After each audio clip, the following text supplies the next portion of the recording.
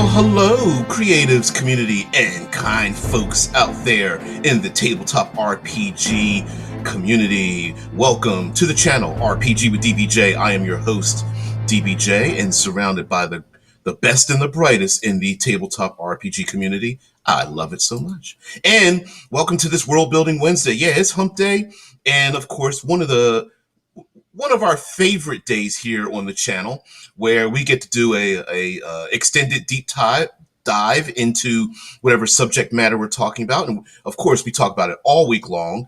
And you have to know we're talking about WandaVision and the impact it's had on the community before the next show starts, The Falcon and the Winter Soldier. But I thought we'd talk about this in a bit because it did spark some controversy, and there's been some laughter and hurt feelings and all that kind of stuff. So I thought today in World Building Wednesday we would talk about the hex itself and how to use it in Dungeons and Dragons and some of our other favorite role-playing games, and just use it as some creative mind fuel. So let's get into it.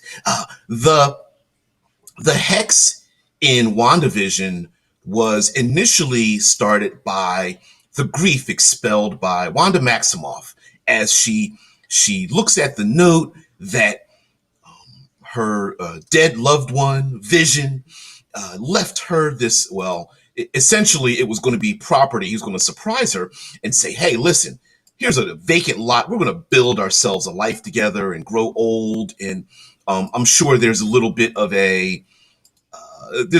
sarcasm in there, in the sense that Vision's probably not going to age anytime soon, let alone start to break down at some point, considering he's made primarily out of vibranium. But whatever the case may be, he intended on, living a full and productive life with her. Of course, he's not around.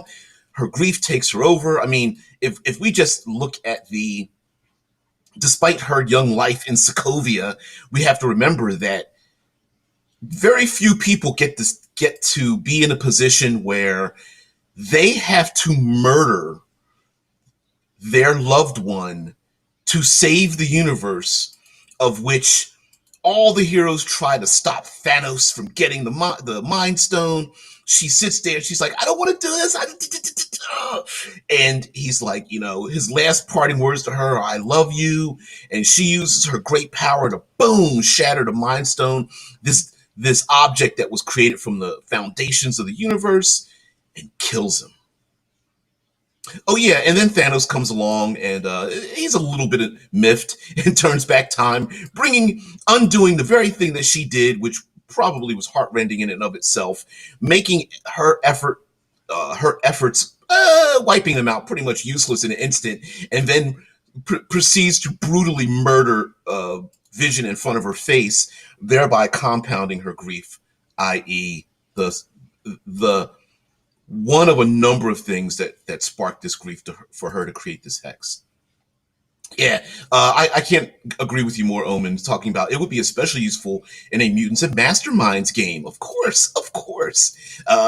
Now, we understand that Wanda has the power to create these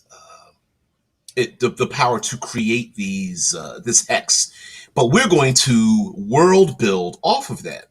Like Dead Man says, Mutants and Mastermind is the base system for the DC Adventures game. Although I'm an old grognard. I remember the DC Mayfair system, the 2D10 system with the AP measurement system. But anyway,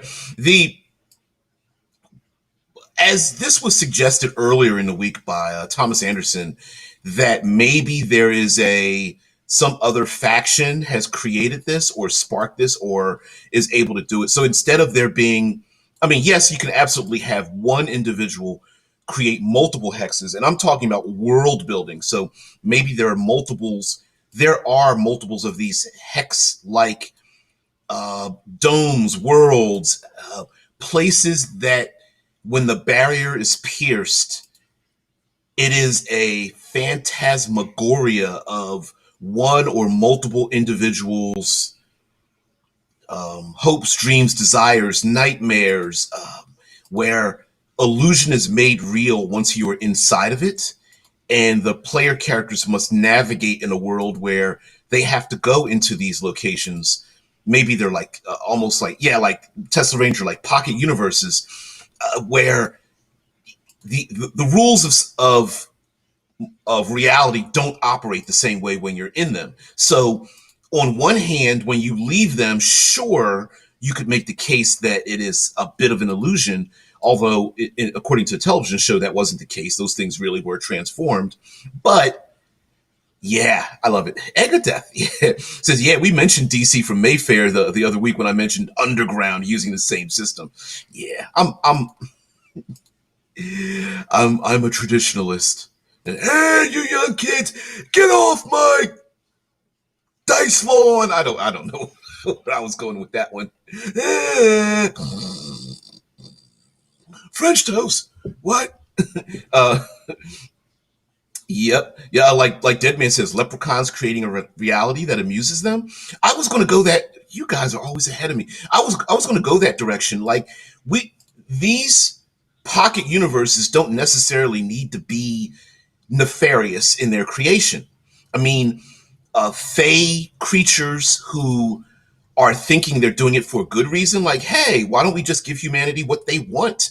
And both the conscious and subconscious minds are affecting it, whereas the fey creatures are like, get out of my dice bag, you bunch of whippersnappers with your wiggly woos and your spell casting. Sorry, okay, I'll stop. So, but yeah, the idea that like maybe the fake courts are like make a decision, like, you know what, we've been harassing humanity all this time, why don't we make up for it? Or maybe there was a treaty amongst humanity and them, and they're just like, you know what, you guys have been harassing us for all these generations, and we're kind of tired of it. And they're like, you know what, you're right, so here, we'll give you a gift to come into our world. Or maybe there's a some sort of exchange, like a foreign student exchange, where humans are brought into the Fey courts, no big deal, and then the Fey are brought into our world, and that exchange of one to the other, maybe there's just some innocent sprites or leprechauns or whatever gremlins or something that are just like, oh, this place is kind of boring. Let's spice this up a little bit, and so and that might be the cause of it. Now, if you want to go to something a little bit more nefarious, this could be sparked. You could layer this, like maybe leprechauns were part of this, but then there's like a wizard's cabal that's like, hey, we could use this to our advantage, but maybe it got out of hand. And I personally like the idea of this setting where the players aren't in control at all of these hexes. They are in under, normal, regular old folks, and they have to navigate in and out of them, much like, I'm going to say Witcher, like a world where the players are like hired to go into these places to either retrieve loved ones or special items, or they are they are a huge barrier between one nation and another, and someone has to navigate through them because, I don't know, it fills a mountain valley and there's really no way to get around it, or it's too difficult to get around it, but you could sail through it. It's also possible that you could combine this with sitcom styled tropes, like what's a good trope? The player characters must arrive at a very special occasion on time, cleaned and dressed properly with a gift. And then that's a 22-minute episode of a sitcom, right? Minus the commercials and such, where the main characters are, of course, have to arrive on time and things get in their way. I.e., the player characters have to navigate into one of these hexes, and they're the whole time they're like talking to themselves, like, remember, we got to be back for the wedding or the coronation or something, and they've got their nice clothes on, but every time something happens, they're like getting splashed by mud or acid, or something tries to breathe fire on them, and they're like, "Damn it, my tuxedo! My dress is burnt." Things like that. Open says, "Do you often play as a grumpy old man, DBJ? You make a great celestial lion or salamander dreadnought from 40K." No, I'm just an old grumpy dude. Whatever do you mean? Whatever do you mean? Oh man, that's you guys are so silly. So the I do like the idea that maybe there might even be uh, adventuring opposition. Like there might be much like the gold rush, or establishing the railroad across the United States, where there's rumors and hints about what is inside of one or more of these hexes spread around the world, and the players might you could I like the idea of adding pressure on top of player characters. And you guys know I bring this up all the time. Tension and pressure is one of the best tools, unsung tools, that a game master can ever have in their back pocket. And that pressure and tension is often created by time. So knowing that a rival organization or nation, or just, I don't know, just maybe some general assholes are going to get someplace, or get something before the player characters, is always a great idea. Maybe the player characters are hunters, bounty hunters, and they have to go after escaped criminals, or people who violated some kind of rules, that are escaping into the hexes to basically escape and gain power. Of course, retrieving magic items is a big thing. Technologically speaking, as we know in the show, the hexes, at one point in the show, the hex did expand. We know this was because Wanda was kind of pissed off that things were getting a little bit out of her control, so they were starting to expand their borders, which is a possibility that the hexes may start to bump up against each other, or spread over a region, and all the nations, maybe the nations in this world are going from, oh, there's a couple of dozen of these hexes and they're dangerous, but they're kind of on their own, to, oh shit, this is a big problem. It's going to envelop our own world. And combining various pocket dimensions as they start to overlap each other might become a weird thing as well. So that might be awesome. Dead Man says, Fen from the Magicians, a human who was taken by the elves and named Frail Human, and they shortened it to Fen for ease of referring to her. Ooh, I did not know that. I haven't watched The Magicians, and it's literally up my alley. Like, I love urban fantasy. I love, like, our modern day layered with something else, whether it's magic or psionics or like alien invasions. I love that mixing the two. It's you're gonna make me do it. Okay, I'm gonna have to sit down and just watch that show. I don't have a lot of time to do it, but I'm gonna do it. There's a lot of shows, man, and I don't get much time to do it, which is why I was like, you know what? I wasted a lot of time watching terrible shows. I thought I'd let everybody draw everyone into my hex and make you guys suffer for it as well. Yeah, giant old man robot with a machine gun. You could really, if you really wanted to do huge twists on this idea, that of course, since the rules inside the hex don't apply to the outside world, you have permission as a creator to do whatever you want, whether it's affecting like the fundamentals of reality, such as time and space. Maybe time moves faster or slower. We saw Wanda not like things, and she just like did her little jerky hand motions to rewind things, change things around. The rules of the game that you're using, Dungeons and Dragons rules, or whatnot, or whatever the other role-playing game system, maybe the rules substantially change. Or let's say you've always wanted to use those chaos magic rules as an example, and you're like, okay, well, in this hex, these are the particular rules. And not only could the player characters discover what those rules are, probably hilarity ensuing during those discoveries. But once they leave, maybe those rules remain consistent. So they know that there's a hex with what's the game? Two games I'm thinking of right now are Savage Worlds / Palladium's Rifts, and I'm also thinking of Torg. You guys probably know both of those if you're old enough, especially Torg. But um, these pocket dimensions might be other dimensions moving into ours rather than a world created by the subconscious of an individual, or maybe the two are one and the same, right? Someone, because it's different to have a place that's wish fulfillment versus a place of grief and pain and angst fulfillment. um, and maybe the mind reaches out to these other pocket worlds or these other worlds to create a pocket dimension on our own. And so in this world, maybe there's a world of dinosaurs, and I know there's a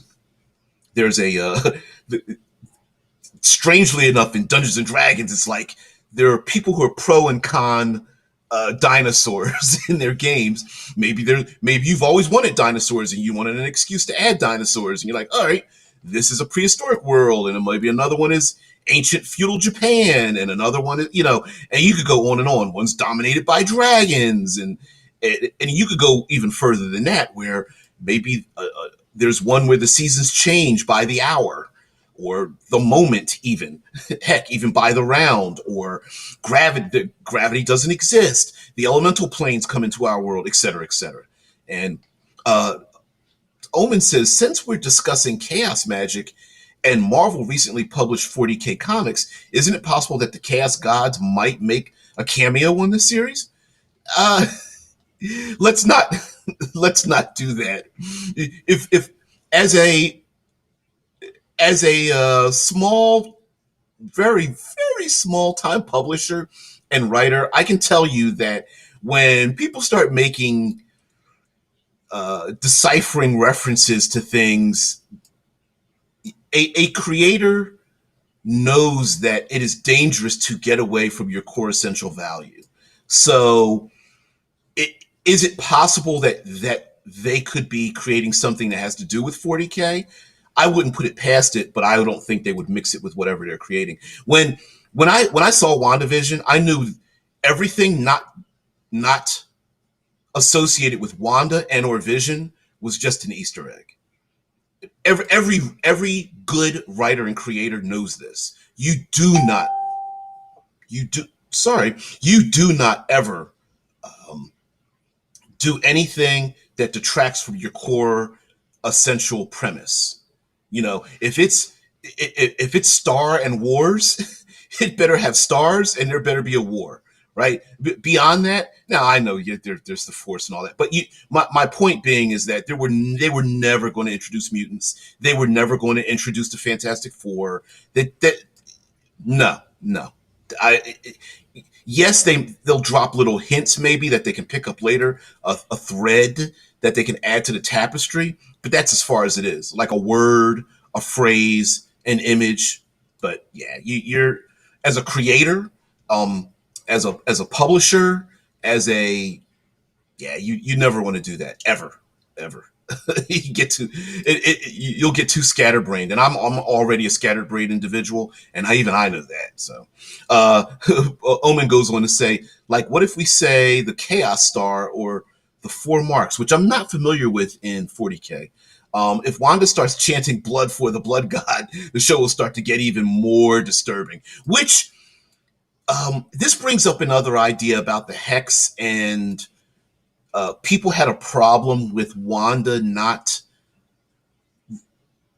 she never got punished for the harm she did. And it was a terrible, absolutely terribly written line um, that Monica Rambeau, which I'm surprised they didn't pronounce her name in the Cajun French style, as in Rambeau, like a loved one, a beau, Beau, rather than Rambo, which is Rambo, like like it that just I don't know why that does. It's not wrong, but it rubbed me the wrong way. And then now I know why you guys get pissed off at me when I place the wrong emphasis on the improper syllable. When I mispronounce things, it's like and I'm always screaming like, "There's nothing mispronounced," and then I'm like, "Yeah, yeah, let me eat crow on that one." But you could have, circling back, Wanda's hex allowed her to live a life she felt was the most comfortable for her. It was her dream world. It was, you know what? These little bite-sized sitcoms are the closest to a utopia she could get to alleviate her grief. And who's that within that world, she was trying to live in a world where she did not have to suffer her own um, her own guilt in what she was doing. And it would seem like people might want to go into a hex thinking that they don't have to live with the moral obligations related to what they're doing. So what I mean, going back to this blood for the blood god, and Dead Man says Wanda would be all about the Zinch. I'm going to say it's pronounced Zinch. The the idea that someone who is normally a pretty nice person is like, you know what? I could sacrifice people's lives inside of a hex. It's not like it's real. The excuse when Hayward, the of course, the asshole and the bad guy jumps out of a vehicle and fires his automatic pistol at some children, and it's like people are like, well, he's not really the bad guy. Those children aren't real, and you're like, what? Zinch, long E, Zinch. See, here we go. Yeah, Dead Man. I'm not going to get on you for my mispronunciations, which is funny because I was just listening to while I was drinking some coffee. I was listening to Lav Luca, who was doing a video on 50 words that both Americans and Brits both pronounce differently, and I was just laughing about that because anyway, the yeah, I mean, some of these pocket dimensions might be places that people go that the player characters are like, you mother, like, you, just because it's not air quotes real doesn't mean you should actually do the thing. Although knowing player characters, they're kind of like, they can become sociopaths or psychopaths. They might be into doing things that they're not really supposed to do, but we can forgive it because you know what happens in the hex stays in the hex. you know that would be pretty funny. Now, we as far as like dismantling a hex, how to get into and out of the hex, how long, maybe there's a time difference, or going into and out of one. Maybe there's a like special rituals or devices to get in and out of one. What changes will we incorporate changes to the player characters when they go into and out of a hex, and what things happen to them when they do so? Like, for example, in a world where the players have the ability to call upon the power of the gods, does that stop when they go into the hex? And if it does modify when they go inside, maybe there are changes. Would be pretty interesting to have a god of righteousness and justice and light, and goes into a hex and come to find out that person, um, their power is filtered in some kind of way, and that cleric of healing is just like, you see like blackness and darkness circling around them, and does like an Agatha with their fingertips turning black and flames shooting out of their eyes, and you're like, whoa, this is kind of badass. Who's it? Um, Omen says that said, grief will make you do bad stuff, even if you're normally a good person. I kind of know. I guess all of us do. I guess. No, no, no, no. Now, to get a little bit serious on this topic, and to be very sensitive, I'm going to give a warning because I have to because I'm broadcasting, I have to give these warnings. I am in no way a professional, and don't take what I'm going to say as any professional advice at all. Not only am I an idiot for the most part, but I'm also an armchair content creator. So whatever, take what I'm going to say with a grain of salt from a person who doesn't know what he's talking about. In a role playing context, this might be a great way to delve into what it means to go through some of our base, undecipherable psychological issues, grief and loss, sadness, and then for people who feel they are or actually are diagnosed with some of our more insidious psychological issues, such as PTSD and depression and mania and things of that nature. And if you have a group that's mature enough to talk about those things, or you're an individual who suffers from those things, and you're like, you know what, I've never really been able to use my imagination to physically represent what it is I'm going through to make a world where those things are in it, that would be kind of amazing to do, I think. And mind you, people could work through different issues for various reasons, whether someone has a loss in their life right now. Not saying that, we often talk about session zero and the X card, and I know there are some players out there that are like, I don't need to talk about that. Maybe you're just being you're just being too overly sensitive. And my issue with that is you don't know till the thing happens, right? Sure, you could play in a game for 22 sessions and you don't care about the body language and the sexual innuendo and the descriptions of torture and whatnot until maybe your grandparent passes away, and you really don't want to talk about that kind of stuff at this moment because of your loss. Hell, people feel that way when their pets pass away, or someone has said something to a loved one, friend or family, that has left their life, and now they feel guilt about that. Or God forbid, you think you've caused the injury or death of an innocent individual, like in a car wreck or something.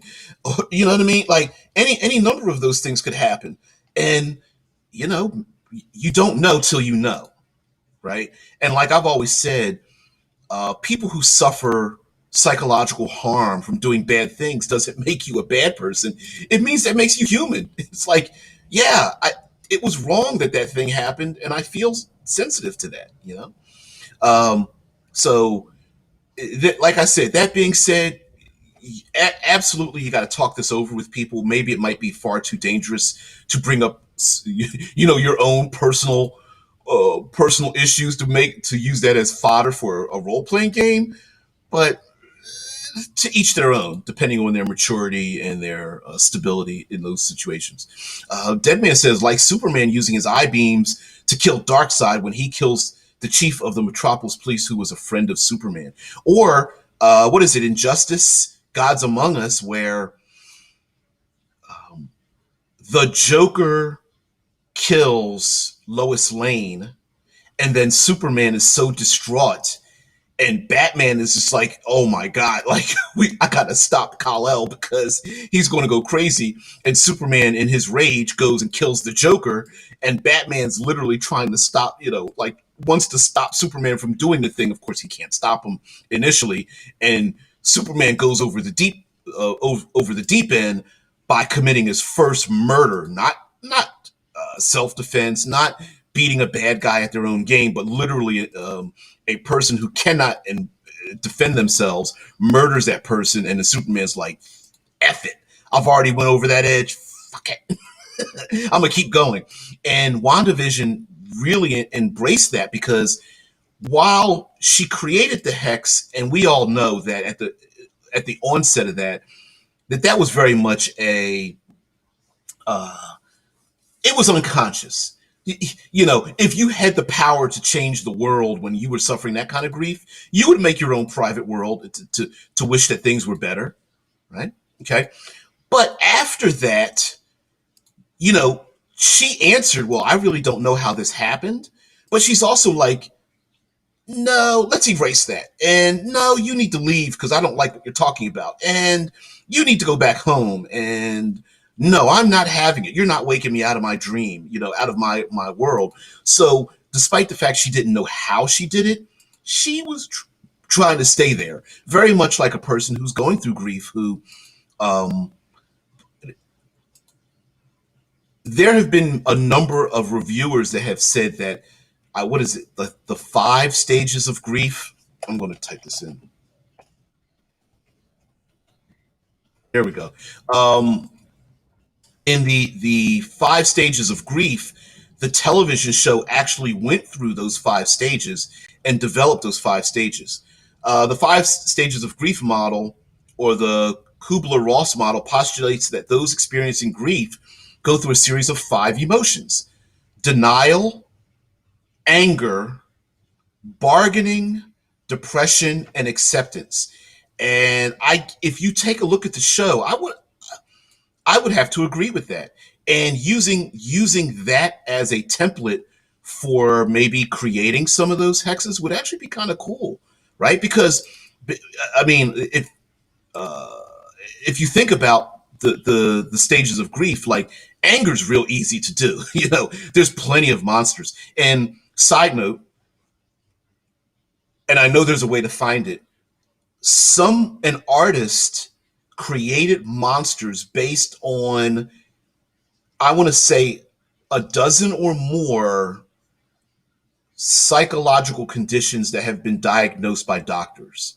I know that's hyper specific, and I'm not sure. I'm not going to look that up because I couldn't give you the images right now. But there are an artist did create like what manic depression looks like, what mania looks like, all kinds of different psychological issues, and created monsters that look like them. So yeah, the five stages of grief. I think that would be strange. Like denial would be strange in a hex if the player characters try to do things and their actions are undone, rewound, or eliminated as if they never happened, and the players are like, "Oh, I gotta go back and do it again," because either the individual that controls the hex, or maybe just the power of that hex prevents you from doing the thing. You might have to do it in a particular manner, or stage, or time period, or what have you. Uh, yeah, under denial, the first reaction is denial. In this stage, individuals believe the diagnosis is somehow mistaken and cling to a false, preferable reality. So, yeah, players like, I'm going to my druid's going to shape change, and my barbarian's going to rage, and then the world's like, zoop, turns them back to normal, and they're like, what the hell just? Barbarian's like, wait a minute, I thought I just beat ass. No, you didn't. you know, or something of that nature. Anger, when the individual recognizes that denial cannot continue, they become frustrated, especially at proximate individuals. And that's the big thing right there, like maybe lashing out at people as well. Yeah, thank you there, Tesla. Thank you very much, because I was flipping back and forth. I always have my windows open up. But yeah, Tesla puts in the five stages of grief. So far, the series has followed the structure with each pair of episodes. Each pair of episodes, okay. Denial is represented in the 1950s and 60s eras by the start of Wanda's delusion that everything is fine in spite of appearances to the contrary. And we see her get confronted by changes. There it is. There's the artwork. Yep, I see it. Thank you very much there, Dead Man. For those who do not know, the link to the illustrated mental illness and disorders for Inktober is in our Discord server, and you'll be able to get to see them and see the link if you join the Discord server. But yeah, even to the contrary, Wanda does see that things are happening in her world, especially in that very first episode. Somebody starts choking, and she's just like, Vision, save him. Like, stop it. Stop it. That whole thing weird. Next is is anger. Anger is represented in the 70s era by Wanda lashing out and expelling Monica from Westview after being confronted by the reality that her brother is dead. And that would be pretty interesting for players to have to navigate around anger, because it might be easy for them to defeat something, but they may not want to, or they have a time limit on finding someone or something, retrieving it, stealing something, trying to get someone to escape before anger lashes out at the player characters, kicking them out of the hex to have them to have to do this all over again. Or if even if they don't get kicked out the hex, maybe the player characters are punished in some other kind of way, or they just or spontaneously just evil things start sprouting out of the woodwork and coming after them. All right, let me continue with this. Bargaining is represented in the 80s and 90s era by Wanda raising her two children and reuniting with her seemingly resurrected brother while trying to assuage Vision's concerns as he begins to recognize something is wrong in Westview. And that the bargaining idea, maybe one or more of the player characters go into a hex that kind of gives them what they want. This is an old classic story in DC. I believe it was a Superman story. It was like the ultimate gift, or the gift that keeps on giving, or anyway, it was his birthday or whatnot, and he's given this flower, and anyone wrapped by this alien flower is taken to a dreamland in their mind that gives them what they want. Bruce Wayne was wrapped by it, and his parents still lived. Superman was trapped by it, and Krypton never exploded, and such and whatnot. And that would be pretty interesting for, especially a really good group of role players, to be given this idea that they get to live in the world they want, and maybe they don't want to leave the hex. The last two are depression is represented by Wanda's mental health deteriorating as the reality of the situation sinks in for her in the 2000s era and in the various flashbacks to her life earlier in the setting. Yeah, depression part where Wanda's like, I'm taking a mental health day. I'm taking a break. You guys leave me alone. Which might be pretty interesting to try to maybe retrieve an NPC that's just like, leave me alone. But their power is so great that they just like cast the characters out, and they're like, no, come back, please. Acceptance is still questionable. The series ends with Wanda having a cathartic release and having the time to profess her love and say goodbye to Vision, which allows her to withdraw the Westview Hex and face the world again. However, as she's the one who jumps to finish the thought that they'll say hello again, and the series ends with her fully embracing her Scarlet Witch form as she reads the Darkhold and hears her children calling her. It remains to be seen how much she has reached acceptance and is truly ready to move on. Yeah. Get back into the chat. Yeah, I don't know if she's accepted or not. And now, mind you, when she hears her children calling, we don't know whether that is her reaching out through the cosmos to find them. Like, ooh, they really are out there. This could be her. The two could be one and the same. Maybe she's reaching out through the cosmos to find a place where that reality does exist, even though in this reality it does not. Right? And maybe there is in a strange way, she did have an acceptance. She knows Vision's in from her local knowledge, she knows Vision is dead and her children are gone. That doesn't mean you can't get it back, and she's got the power to bring it back, or at least find an alternate method to get it back, which is kind of sick. And we know for comic book readers out there, because I don't know why we today are so freaking impatient. The story has to lead itself out. Is she the bad guy? Yes. Is she a good guy? Yes. Is there something in the middle? Is there a gray area? Of course. And she absolutely is embracing that. And it clearly shows. Being told you are the Scarlet Witch, a being of destruction and chaos magic, reading a book literally called The Darkhold, which, I don't know, probably holds darkness. And not feeling the need to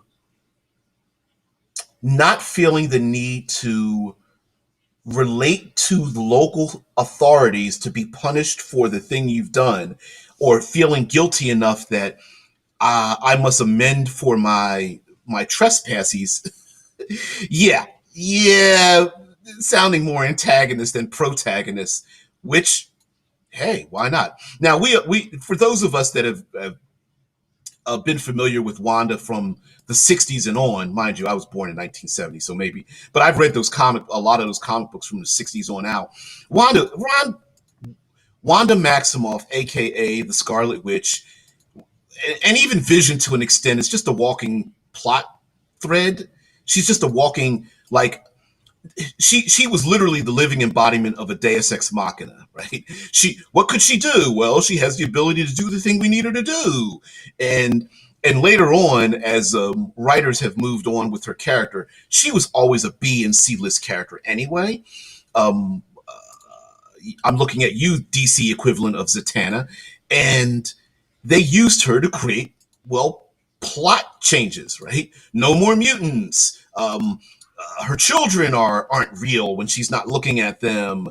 Changing, how powerful is she? We're going to have to stop her, and it creates this whole House of M and Avengers Disassembled, and so on and so forth. So the same could be said for one or more people in a world, in this world building, where there might be a cabal of wizards, there could be outer world creatures, there could be a curse, or like I said, let's go with Dead Man's idea with leprechauns.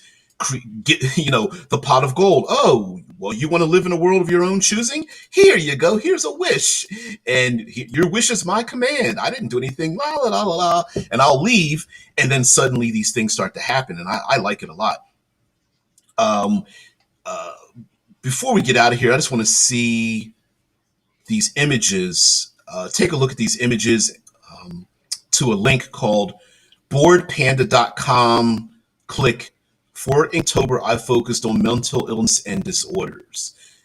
Yeah, I'm not going to spell all that out, but there are images of, there it is, social anxiety disorder, major depressive disorder. Oof, those images, wow, those are amazing. Insomnia, post-traumatic stress disorder. Ooh, geez, I don't, how would you stat these out? I love these. I mean, they're terrible for the people going through it, but I love them. Bipolar disorder, creature ripping out of their spine. Ooh. All right, so I will give a verbal description for those who listen to the show of the various disorders. Number one, social anxiety disorder. This person looks like they are holding themselves, maybe even straitjacketed, and spiritual hands are reaching out to them from the shadows in the sky as they are on their knees trying to escape these hands reaching out to them. That would be pretty interesting for the players to be like almost wrapped up with something reaching out of the darkness to try to get them, and they're unable to use their hands. Number two, major depressive disorder. This one looks like a person who is like melting away, almost like a slug. They are like trying to escape the muck and the mire. They're both like enwrapped by webbing and the ground, and their half of their body is kind of slug or snail like, which, like I could imagine this being in like a swamp or something. That for major depressive disorder, for insomnia, the person's eyes are wide open and tiny pupils, huge eyes, trying to pull the covers up, but they can't sleep. I can imagine exhaustion being a thing and hallucination, not being able to close your eyes from seeing a horror. Ooh, gaze monsters as well. Post traumatic stress disorder, uh, chained up in a huge, barely spider-like creature grabbing them from above, and the monster about to destroy them, choking them out and whatnot, and about to take a huge bite out of their skull, maybe even swallow them whole. And the post-traumatic stress of this individual, their guilt and images they saw consuming them. Bipolar disorder, someone, the image of the person basically screaming out in pain as maybe their a bit of their personality is ripping out of their spine. And that would be interesting to have like a player confronted with something that wants to destroy them of their own creation. Borderline personality disorder, a ghostial figure with skulls leaving their body and surrounding them. Maybe they are haunted by the things that the guilt, maybe, or not guilt, things unfinished in their life, or maybe even the people they've killed becoming maybe a horror to other people. Autism spectrum disorder looks like an individual with their mouth sewn shut and another mouth on the top of their head, maybe trying to communicate or scream out, maybe because people don't understand what they're trying to say or communicate, or they know what they're saying, but it's just coming out of their skull unfiltered. Paranoid schizophrenia. Ooh, that looks like a it looks like a big old afro, um, with mouths in their hair and maybe different voices coming out and saying things that are just bits and pieces of their own personality. OCD, someone's scraping themselves clean till they start to bleed. Ow, scraping their skin clean, clean, clean. Wow. And I will do this one lastly. Dependent personality disorder. Dependent personality disorder. Ooh, looks like something leaching out of their spine, holding on to them like they need them for support, even though it's like sticking on their back. And of course, there's others: anorexia, uh, depersonalized disorder. Wow, agoraphobia. Yeah, dissociative identity disorder. Man, there's a bunch of it. I didn't realize there were that many of them. But yeah, I went down a little rabbit hole there. Thought I'd describe some of them because they're pretty cool. They are very, very cool in a depressive kind of state. All right, guys. Yeah, probably went off the rails there a little bit. I like to get a little bit squirrely, and I love the idea of this. And mind you, you can find that in our Discord server, by the way. Maybe I might put that in the doobly doo. I'm not exactly sure if I will. Tomorrow is Third Pillar Thursday, Third Pillar of Exploration Thursday. I'm not sure if you guys understand what that means, but what, 9 books so far based on using the third pillar of exploration in role-playing games. We get back into that. For those who don't know, as a small-time publisher, the cinematic environments are both in PDF and physical form. Physical form at Drive-Thru RPG from myself writing with Critical Hit Publishing. I am still writing with them. The next book's probably being in order Subterranean. Not sure if we're going to leave it at that name, but it's a nice name. Subterranean and Rainforest, which rainforest would be everything from dry forest to, of course, jungles and everything in between. Dead Man says 18 psychological disorders listed. Yeah, I could go on and on and on with those, but but I can't do that. But they are awesome, and I think it would be like I said. I'm not a professional. Don't take my word for it. But if someone wanted to stat those out in an individual who's going through those particular issues, it would be kind of cool for someone to take their hand at it. I would absolutely love to see what they think about using their role-playing game and go, you know what, I suffer from this all the time and this is appropriate. Or someone says, you know what, I think this other image actually makes me feel more like this, and this is how I would stat it out as a CR6 monster or something of that nature. Lastly, I would say I like these images. I think these images more or less are appropriate for hell, the hells, the abyss, um, um, the 9 hells, and what are some of the other nether worlds?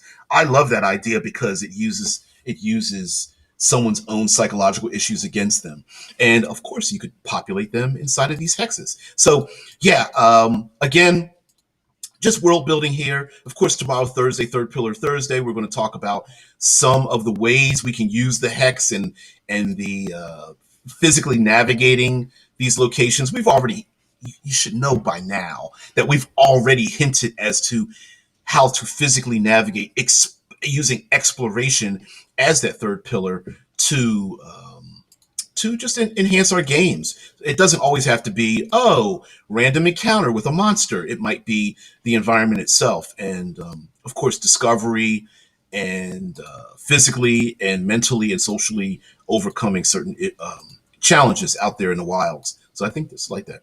Deadman says several of them were statted out in one of the 3.5 monstrous manuals. I did not know that. I did not know that. I never owned any of the 3.5 books. Maybe a couple of them. But I played a bit of 3.5 with someone who had a ton of the third party books. I can't remember the name of one that was. I'm not going to go through that. But anyway, guys, thank you very much for just joining me on the show today. I really appreciate it. For those out there, please just do me a favor. You know, the algorithmic gods understand that you don't get out there without the likes, the shares, the subscribers, the followers, the comments, and all that kind of business. So yeah, hell, if you just want to give a thumbs, and listen, for those who don't know, thumbs downs actually help people get out there. So even if you think that, no, this guy rambles a little too much, thumbs down, and you like to hate watch me, go for that. Or hell, you could even put a comment and just go, algorithm, and just type algorithm if you want to. Do that. But I actually prefer to have a conversation. So guys, have a great one. I will see you later. And oh, by the way, since I got to head off to work, you too. So you know what? Why don't we just work those dice and have a good day?